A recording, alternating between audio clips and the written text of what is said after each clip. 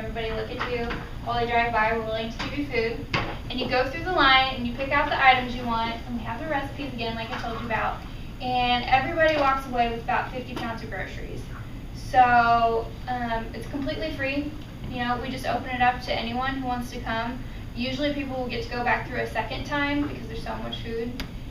And people will line up hours beforehand. And a lot of what's really interesting that we're seeing at those mobile pantries is that it's not just people who are using the food pantries on a regular basis. It's people who maybe make too much to qualify for a link card or SNAP benefits or WIC or something like that. But they're still having to choose, do I pay my rent this month or do I buy groceries? Do I keep the lights on or do I have food for my kids' lunch? And most of the time food comes last because you want to keep the lights on, you want to keep the heat on in winter. That's a tough choice, and a lot of people are making that for the first time. They've never had to do that before. I was talking to a guy at one of the mobile pantries, it was just 2 weeks ago, it was over in Fayette County, and he said, you know, my wife lost her job, I've got 3 kids at home, I've never had to do this before, but I have absolutely nothing in my pantry at home. This is really embarrassing, but thank you, and I just can't thank you enough for what you're doing for my family. So it's not just, you know, people who you would think of normally needing help on food and things like that. It's everyday people who are working and are just not making enough to pay all the bills.